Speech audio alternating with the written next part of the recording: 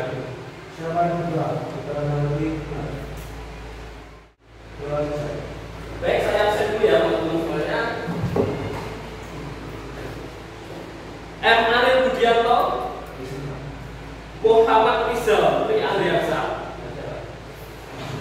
Putri Ayla Aiko, dan Andre Rizky Pradita. Oke, semuanya hadir ya, Pak? Semuanya hadir. Oke, untuk lebih semangat lagi sebelum layanan bimbingan klasikal, marilah kita menyanyi dulu apa ya namanya? Garuda Pancasila. Semuanya hafal nggih? Hafal. Nanti sambil tepuk-tepuk harus excited ya teman-teman semuanya ya. 1, 2, 3. Garuda Pancasila.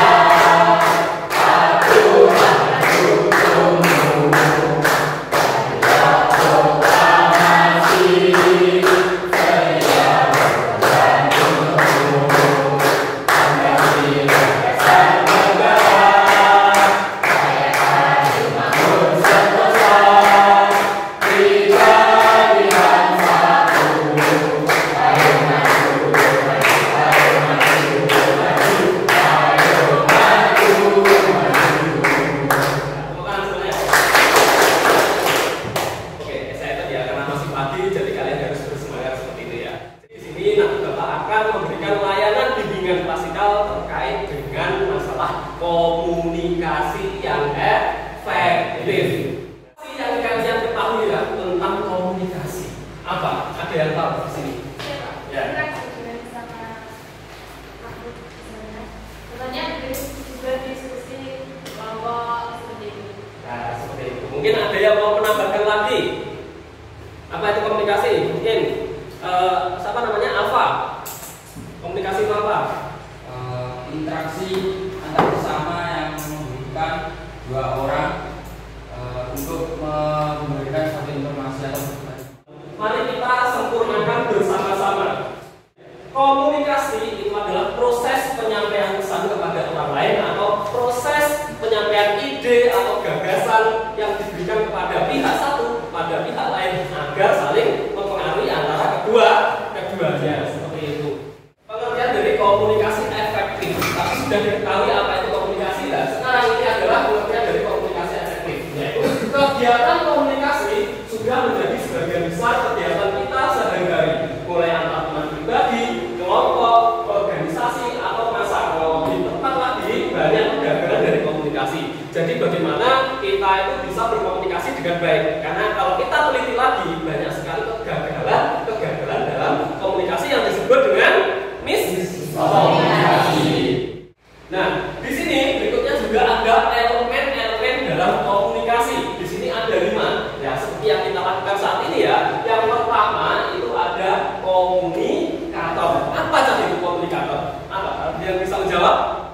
Komunikator itu adalah orang yang menyampaikan pesan. Nah, seperti di sini, seperti layanan bimbingan klasikal yang dilakukan ini adalah Bapak sebagai komunikator. Di sini yang memberikan pesan yaitu layanan terkait dengan komunikasi efektif. Yang kedua ada pesan. Pesan itu apa, Kak?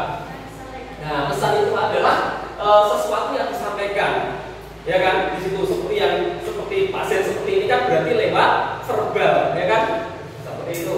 Terus kemudian ada komunikan. Komunikan itu apa? Yang menerima. Nah, yang menerima. Siapa itu di sini? Kita. Nah, kalian semuanya audiens semuanya itu adalah komunikan. Yang berikutnya ada media. Media itu apa? Sarana komunikasi. Seperti saat ini saya verbal, berarti kan saya langsung ngobrol dengan kalian, atau seperti ini lewat PowerPoint. Di sini juga termasuk media komunikasi untuk menyampaikan pesan. Dan yang terakhir ada umpan balik. Siap apa itu umpan balik? Respon. Nah, respon dari ya dari komunikan ke komunikator. Nah, ini jadi kalian sudah harus memahami ketika kita itu berkomunikasi ternyata ada 5 aspek atau elemen ini yang kita temui ketika kita berkomunikasi. Ada komunikator, ada pesan, ada komunikan, ada media, dan juga ada umpan balik. Nah, hal-hal yang perlu diperhatikan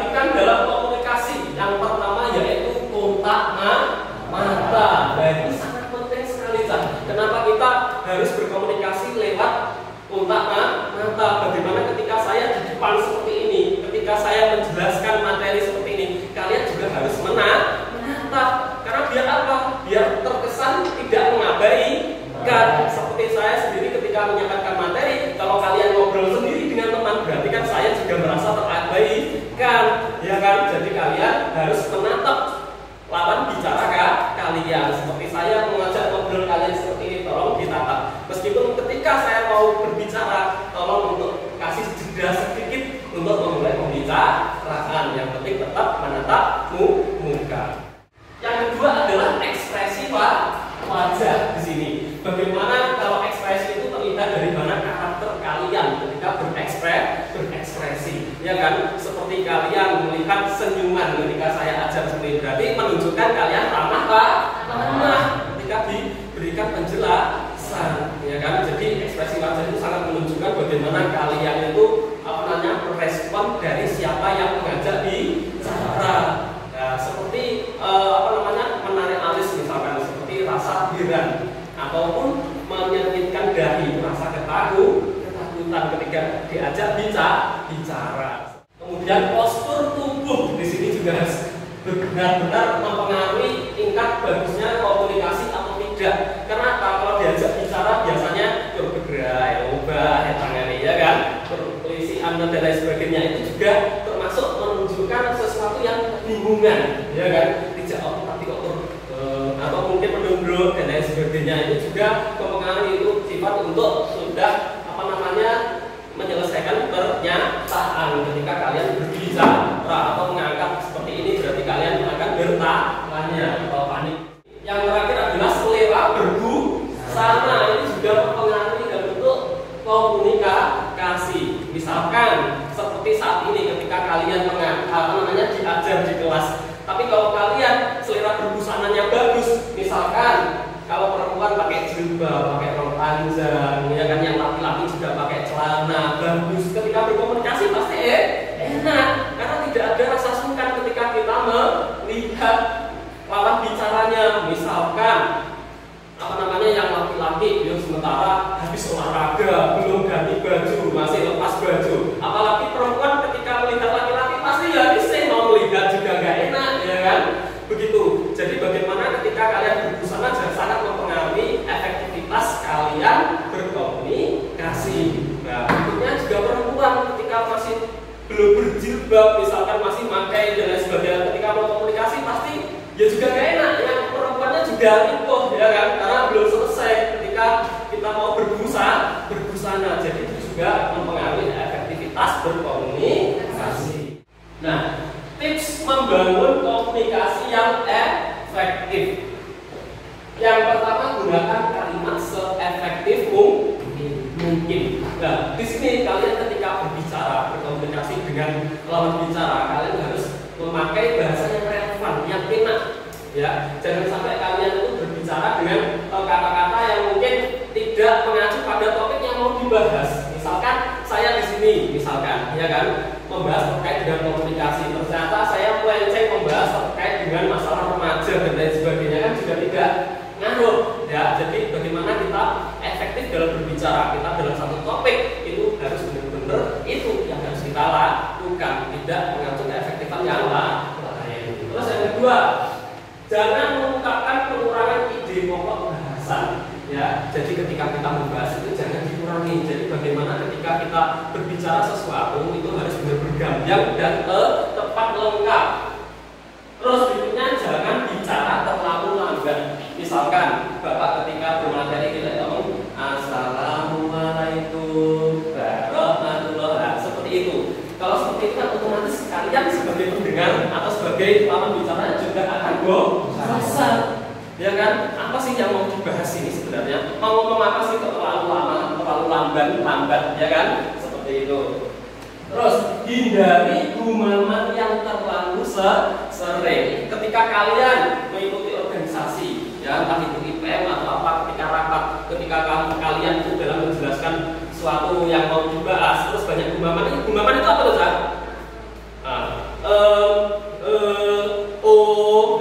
Itu juga bagus. Jadi selanjutnya teman-teman, ini nanti kalian harus mengerjakan tugas lalu dikumpulkan. Nah, itu kan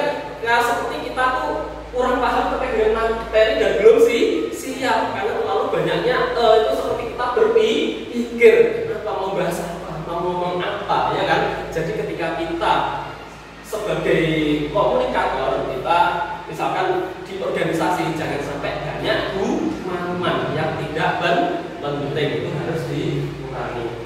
Terus yang terakhir, hindari humor yang tidak perlu. Terkadang kita itu ketika ngobrol dengan kawan, dengan organisasi teman yang lebih banyak, biasanya terkadang kita sempilkan joke-joke yang seakan lucu tapi ternyata garing sekali, gak ada lucunya sama sekali. Itu juga malu diri kita sendiri. Apaan sih? Ya kan? Seperti itu. Apalagi kemarin sudah dilakukan dan berulang-ulang, ya kan? Jadi ketika kita ngobrol terkadang itu seperti misalkan pemateri biasanya ada joke-joke 9 joke, ya kan? Biar audiennya lebih bergairah lagi gitu, tapi ternyata garing sekali, ya kan? Tidak perlu.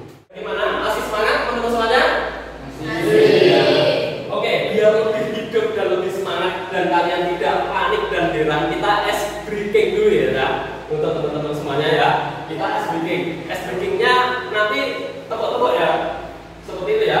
Jadi nanti misalkan saya sebut pagi, tepuk 1 kali, siang tepuk 2 kali, sore tepuk 3 kali, sedangkan malam diam. Nanti kalau ada yang salah, ya apa? Diapain? Nyanyi ya. Ya nyanyi, kalau sudah dinyanyikan juga nggak apa-apa. Ya, sudah siap? Ya. Siang, malam. Ya, 1, 4. Yang saja. Silakan dari sini. Ya. Yang keras. Pancasila 1. Ketuhanan yang Maha Esa. 2. Kemanusiaan yang adil dan beradab. 3. Persatuan Indonesia. 4. Kerakyatan yang dipimpin oleh hikmat kebijaksanaan dalam permusyawaratan perwakilan.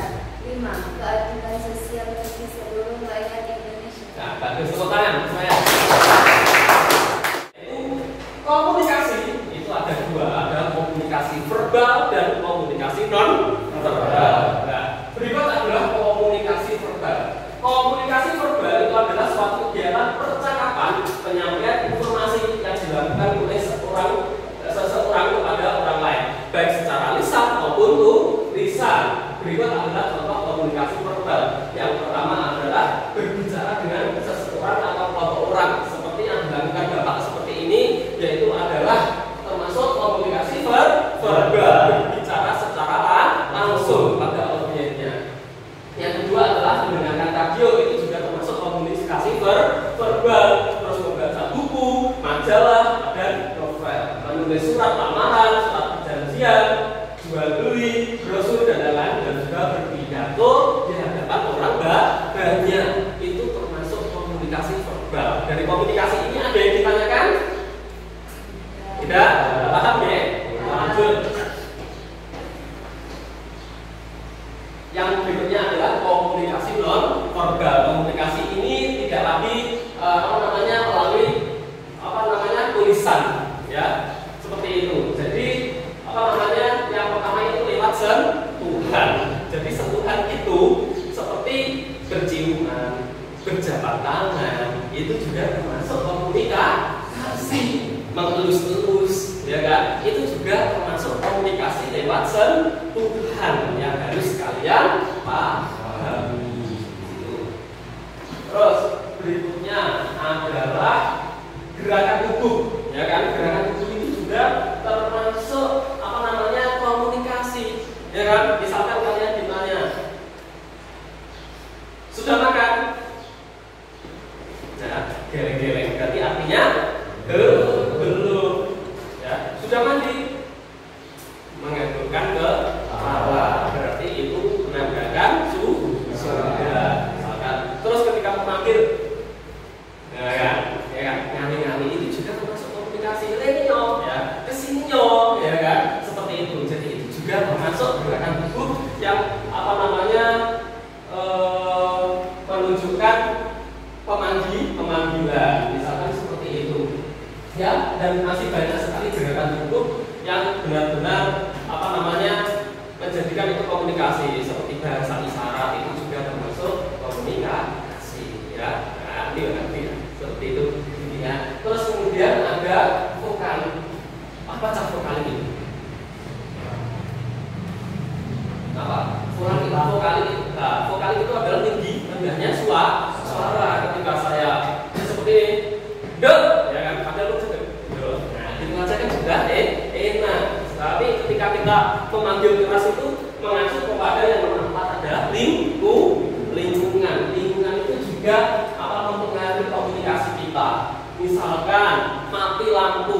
kan, listrik mati ketika kita seperti merangkul ini ya. Nah ini juga komunikasi ketika kita hafal rumah kita, misalkan mati lampu pun kita tahu, oh ini TV, ya kan. Ini berarti oleh keluarga itu mau ke kamar misalkan, ya kan. Itu juga termasuk komunikasi, ya kan, lingkungan. Nah, terus yang mempengaruhi lagi misalkan Bapak bicara di sini, sedangkan saya memanggil yang di luar. Misalnya ini, kan itu pun juga kalau kita tidak bersengat tubuh kan dia juga tidak begitu dengar, ya kan? Dulu pokoknya apa ya? Itu manggil atau apa ya? Seperti itu, ya kan? Otomatis di sini kalian apa namanya membutuhkan lingkungan yang berarti harus datang. Dia ada apa? Misalkan, jadi lingkungan juga sangat mempengaruhi komunikasi. Apalagi ketika ngobrol sama yang di atas misalkan, itu juga kurang ke tempat kita ngobrol tapi temannya di atas sana, ya kan? Berarti kan juga tidak enak cara ngobrolnya.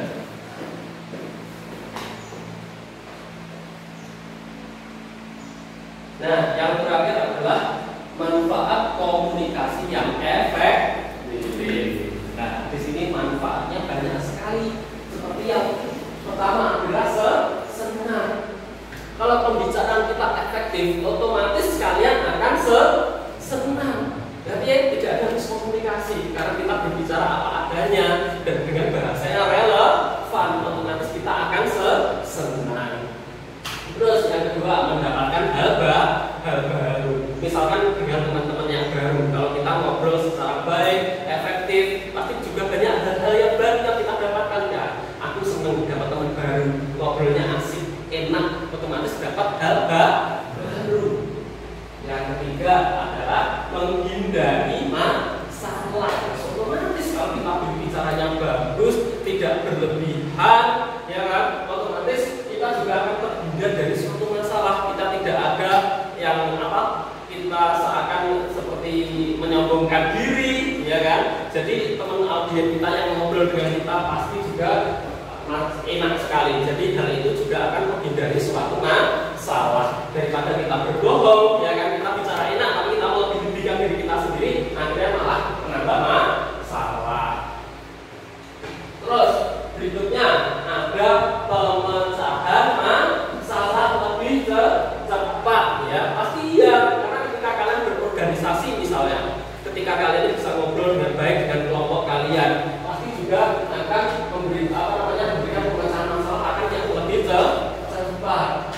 Terus berikutnya keputusan yang lebih kuat. Ketika kalian ngobrol dengan sesama organisasi, pasti bisa memberikan keputusan yang lebih kuat ketika kalian memberikan statement yang pas untuk teman-teman dan cara ngobrolnya juga enak.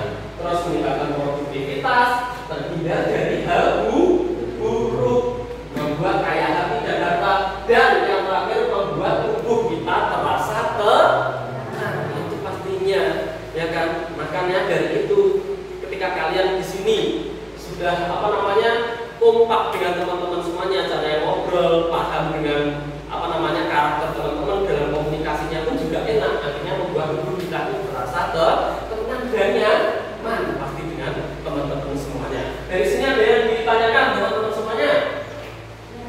Tidak. Kalau tidak ada, berarti saya ada tugas untuk didiskusikan dengan kelompok. Saya akan membuat kelompok. Nah, seperti ini kan kalian sudah duduk dengan bangkunya masing-masing. Jadi nanti saya buat 4 kelompok ya untuk berdiskusi dengan kelompoknya masing-masing. Ini saya jadikan kelompok 1 ya. Ini kelompok 2, kelompok 3, dan kelompok 4. Nanti silakan berdiskusi, nanti bergerombol ya teman-teman. Nanti bisa kursinya nanti ditaruh di sini, dan ini kursinya sudah di sini nanti bertempat ya. Kelompok seperti itu. Dan tugasnya ini. Nah, tugas diskusi kelompok 1 mana? Ini ya, nanti membahas tentang pentingnya komunikasi dalam kehidupan masyarakat. Terus kelompok 2, kelihatan nggak? Silakan ditulis dulu. Silakan ditulis. Yang kelompok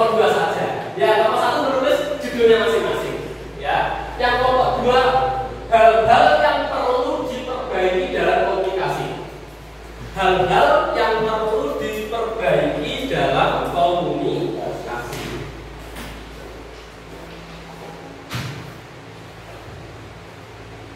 Kelompok 3, fungsi komunikasi. Silakan tulis kelompok 3 ini. Terus kelompok 4 yang paling belakang, hambatan dalam komunikasi dan mengatasinya. Ya, silakan kalian berkelompok.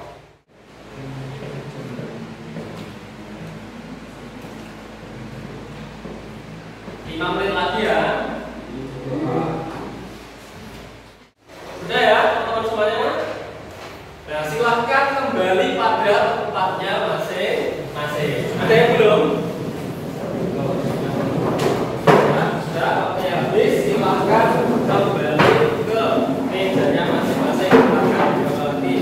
Di sini Bapak meminta untuk perwakilan kelompok satu persatu untuk mempresentasikan hasil yang sudah dibahas terkait dengan tema-tema yang ada di PowerPoint. Di sini kelompok 1, siapa yang mewakili? Silakan. Assalamualaikum warahmatullahi wabarakatuh. Waalaikumsalam warahmatullahi wabarakatuh. Saya dari kelompok 1 ingin mempresentasikan Agak keras. pentingnya komunikasi dalam kehidupan masyarakat. 1. Membangun hubungan yang baik. Komunikasi yang baik dapat membantu membangun hubungan yang lebih baik dengan orang lain. 2. Menghindari konflik. Komunikasi yang baik dapat membantu memecahkan konflik dengan cepat dan hasil yang baik. 3. Meningkatkan kinerja. Komunikasi yang baik dapat meningkatkan kinerja di berbagai aspek kehidupan. 4. Mempermudah pengambilan keputusan. Komunikasi dapat membantu mempermudah pengambilan keputusan. Ya, itu. Ada yang mau ditanyakan untuk teman-teman terkait dengan tema pentingnya komunikasi dalam kehidupan masyarakat? Tidak ada ya. Berarti apa yang dipresentasikan dari kelompok 1 juga harus diterapkan pada dan harus dipahami pada teman-teman kelompok yang lain juga. Ya, seperti itu. Oke, kasih plus buat kelompok 2 siapa? Assalamualaikum warahmatullahi wabarakatuh. Waalaikumsalam. Hal-hal yang perlu diperbaiki dalam komunikasi. Hal-hal tersebut yaitu yang pertama bahasa. Pastikan penggunaan bahasa yang tepat dan dipahami oleh lawan bicara. Hindari penggunaan kata-kata yang terlalu kompleks atau jargon yang tidak familiar. Yang kedua, pendengaran. Dengarkan dengan penuh perhatian dan pahami apa yang disampaikan oleh lawan bicara. Yang ketiga, keterbukaan. Bersikap terbuka dan jujur. Yang keempat, empati. Berempati dan terbuka terhadap perspektif yang berbeda. Yang kelima, kredibilitas. Pastikan pengirim pesan dapat dipercaya dan memiliki motivasi yang baik. Sudah? Ada yang ditanyakan terkait dengan hal-hal yang perlu diperbaiki dalam komunikasi? Tidak ada? Terima kasih tepuk tangan. Terima kasih. Assalamualaikum warahmatullahi wabarakatuh. Waalaikumsalam warahmatullahi wabarakatuh. Kelompok 3 lanjut. Assalamualaikum warahmatullahi wabarakatuh. Waalaikumsalam warahmatullahi wabarakatuh. Saya dari kelompok 3 mewakili untuk presentasi kali ini dengan tema fungsi komunikasi tadi. Hasil diskusinya yaitu yang pertama, fungsi komunikasi itu membangun hubungan yang baik. Komunikasi efektif dapat membangun hubungan yang baik dan harmonis dengan orang lain. Contohnya saling ada respon yang baik.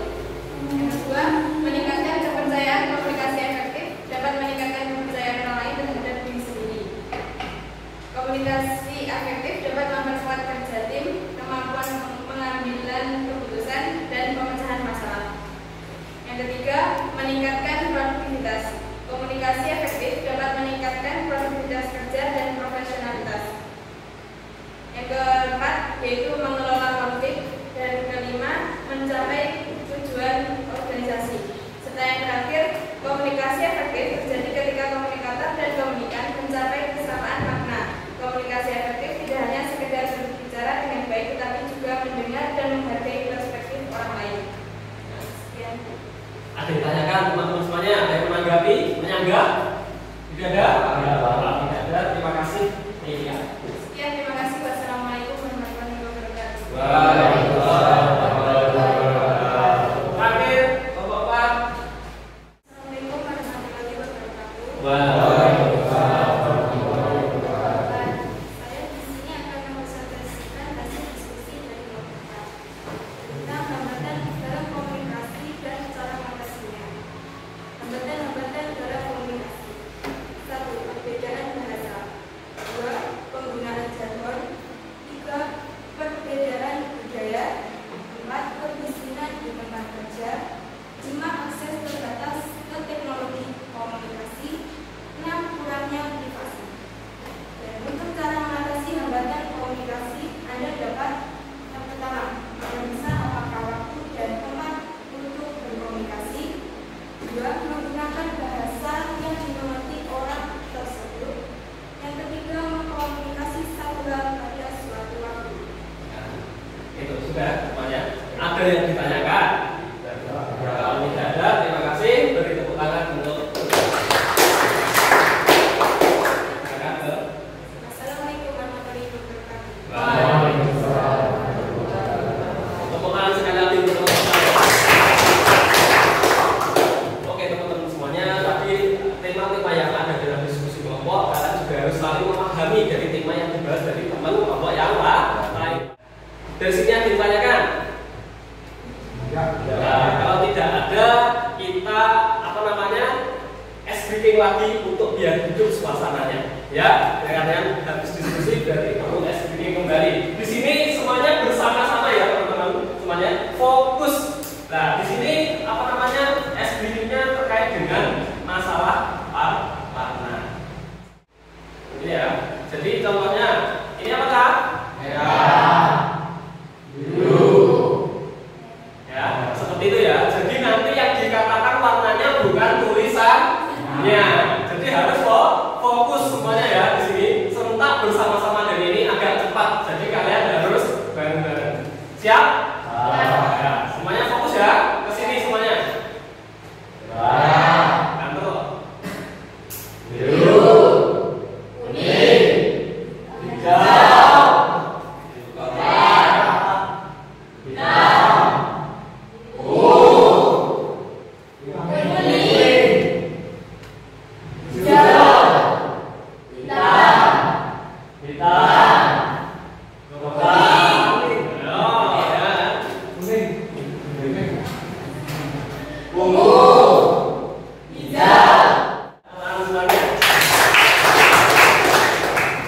Oke, terkait dengan masalah komunikasi yang efektif, ada yang ditanyakan atau tidak semuanya? Tidak. Kalau tidak ada, berarti di sini semuanya paham ya? Paham semuanya. Jadi untuk hasil dari komunikasi ini saya memberikan lembar LKPD atau lembar kerja peserta didik atau refleksi yang harus kalian tulis di sini. Apa yang kalian dapat dari hasil kita melakukan bimbingan klasikal seperti itu ya. Akan dirapin belakang saja. Ya, silakan dipahami. Ya, sudah dibaca untuk petunjuknya ya. Ada kolom sesuai dengan hasil penilaian dan apa yang Anda alami serta rasakan selama mengikuti kegiatan bimbingan klasikal ini. Ya, rentang penilaian mulai dari kurang sesuai yaitu 1, cukup sesuai 2, sesuai 3 dan sampai dengan sangat sesuai. Yang sudah bisa dikumpulkan? Sudah?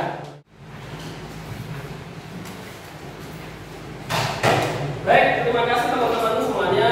Jadi kalian sudah menuliskan hasil evaluasi ya layanan bimbingan klasikal skala pengukuran cara berkomunikasi yang efektif. Jadi di sini kalian sudah paham ya terkait dengan komunikasi yang efektif. Nah, di sini kesimpulannya kalian harus bisa berkomunikasi dengan baik dan efektif dengan lawan bicara, entah itu dari teman satu kelas, teman pribadi, teman curhat, teman organisasi, semuanya harus bisa bagaimana kalian membuat komunikasi itu menjadi efektif, nyaman dan terkesan bagus. Jadi kalian untuk bisa mengurangi permasalahan-permasalahan ya, hati kalian juga tenang. Jadi sangat penting sekali ya. Tapi sudah diketahui apa saja yang harus diperhatikan dalam berkomunikasi yang baik atau efektif. Ya, jadi Bapak di sini berharap kalian setelah mengikuti materi layanan klasikal pada hari ini, kalian lebih bisa nanti meningkatkan komunikasi yang baik, berinteraksi yang baik dengan teman-teman kalian, dengan lawan bicara kalian di mana saja. Ya, itu saja mungkin yang bisa Bapak sampaikan. Ada pertanyaan sebelum saya akhiri? Tidak ada. Berarti semuanya kalian paham semuanya ya. Baik. Jadi kalau memang kalian sudah paham layanan ini, Bapak tutup ya. Nanti misalkan ada yang ditanyakan, nanti bisa ditanyakan di waktu berikutnya ya, di layanan berikutnya. Semangat pagi.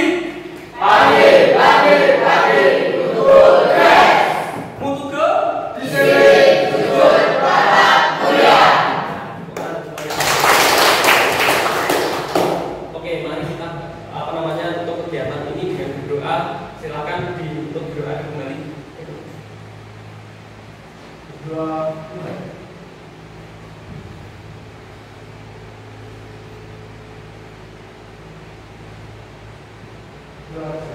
Baik, terima kasih untuk semuanya. Jaga kesehatan.